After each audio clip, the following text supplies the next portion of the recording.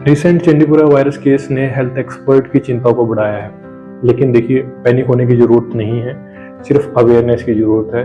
नमस्कार दोस्तों, मैं हूं डॉक्टर रवि। आज हम इस वीडियो में डिस्कस करेंगे कि चंडीपुरा वायरस है क्या, कैसे ये फैलता है, इसके क्या सिम्टम हैं, अगर किसी को चंडीपुरा वायरस हो जाए तो क्या इलाज है। तो सबसे पहले बात कर लेते हैं चंडीपुरा वायरस है क्या।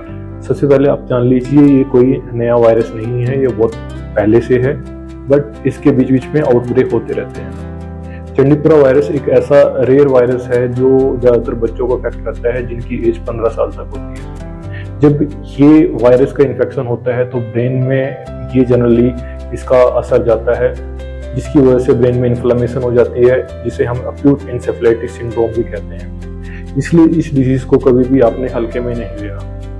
अब बात कर लेते हैं कि ये फैलता कैसे है। जो सबसे इम्पोर्टेंट बात है, ये एक वायरस है जो एक सैंड फ्लाई, जो इन्फेक्टेड सैंड फ्लाई है, उसकी बाइट से फैलता है। कुछ स्टडीज में देखा गया है कि ये मॉस्किटो के थ्रू भी फैला गया है। अच्छी बात ये है कि ये वायरस एक इंसान से दूसरे इंसान में डायरेक्टली नहीं फैलता।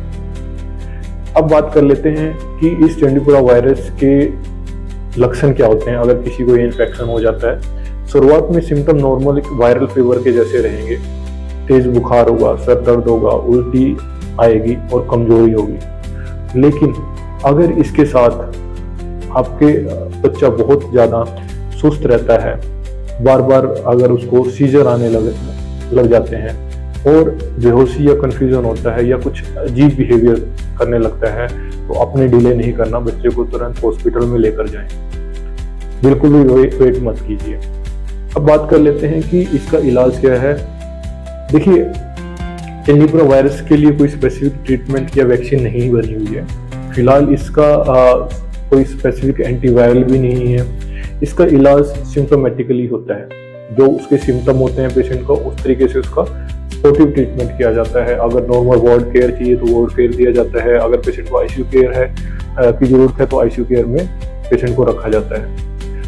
इलाज अर्ली डायग्नोसिस ही सबसे बड़ा इलाज है इसमें। अब सबसे जरूरी जो इम्पोर्टेंट बात है कि हम इससे कैसे प्रिवेंट कर सकते हैं, बच्चों को कैसे बचाया जा सकता है। आपने कुछ सिंपल स्टेप हैं जो मैं बताने जा रहा हूं, जो आपने फॉलो करने हैं। बच्चों को इंसेक्ट बाइट से बचाएं, बच्चों को फुल स्लीव के कपड़े पहनाएं, इंसेक्ट रेपेलेंट का यूज करें, घर के आसपास आपने सफाई रखनी है।